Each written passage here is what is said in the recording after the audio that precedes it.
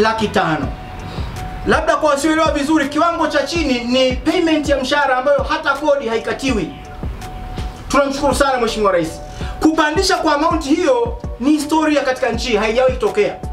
Huwa tunapanda kwa pesa kidogo kidogo. 2022 alipandisha mshahara, lakini haukuwa kwa kiwango hiki alichokifanya sasa.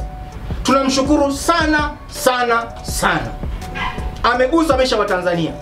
Sisi wafanyakazi ni mikono ya Watanzania wengine ya kuchumia fedha. Hatuli fedha kama fedha. Tunakula mahindi, tunakula mchicha, tunakula bamia, tunakula matembele, ndio vyakula vyetu.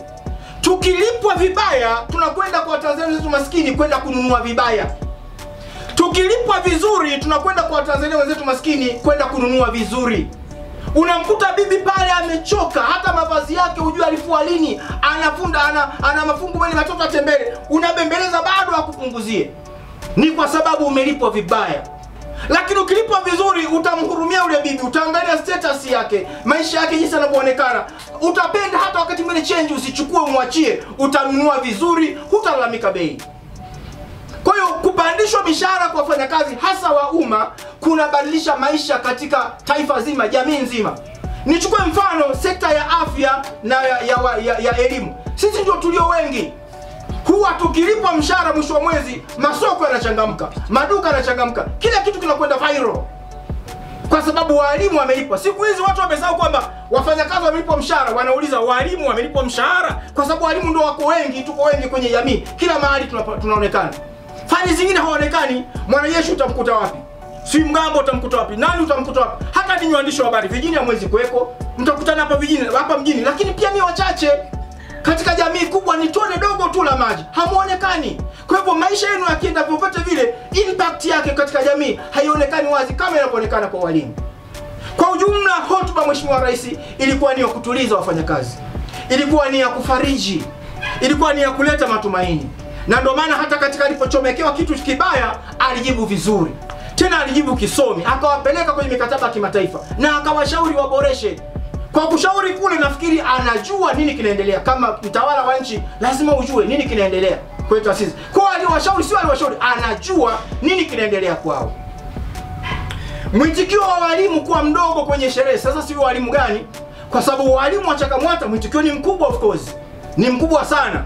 Sasa kama uliona pengine ni chama kingine, sasa siwezi kuwajibia wana changamoto gani kwenye chama chao.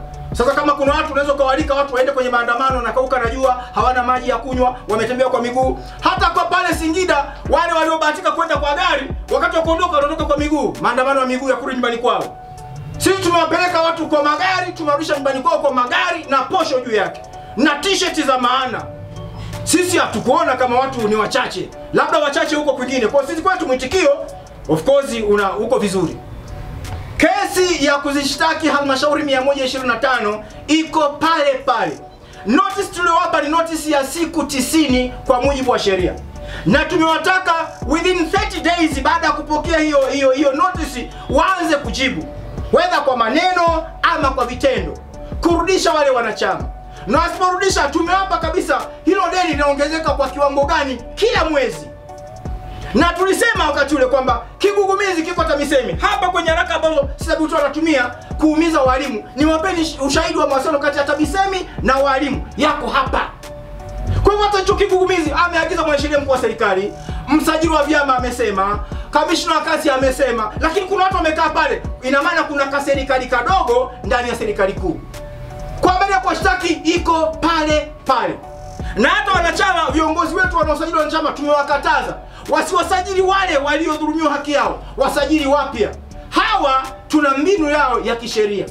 Na kwa nini tunataka kwenda mahakamani? Tuna mengi ya kujibu na kwenda kufundishana kule mahakamani. Hapa ni wazungumza tu, lakini pana viongozi wengi wa serikali, mpaka kiongozi wa muhimili wa bunge miaka 3 hapa Mbeya aliwahi kuchafua hali ya hewa. Hasa kwa mimi mkuu wa muhimili nimekuisha Sababutu, watu watakatwa mara 2 na hivi, na ni mwanasheria. Kwa hiyo kesi iko pale pale, wanasheria wetu wanajiandaa tayari chochote kitakachojiri, lakini siku 90 za ku-expire bado hazijafika mwishoni. Lakini pia tumewaambia, tumefungua mlango wa mazungumzo. Waje mezani wazungumze. Na sidhani kama Sababutu watakuja kwa sababu daima wanatukimbia. Hata tukialikwa na mamlaka za nchi kwenda labda kurekebisha sheria zinazohusu walimu, kufanyeje, wakijua CHAKAMWATA wako pale hawatokei, alafu wanapewa nafasi yao peke yao. Zinaweza kualikwa taasisi 200 nchi nzima, kasoro CWT wasije, na mamlaka husika itawatafuta CWT na kuwapa nafasi yao peke yao. Wao wana thamani gani kuliko watu wengine? Asante. Asante kwa kuifuatilia Baharia TV. Usisahau kulike, kusubscribe, kucomment na kushare.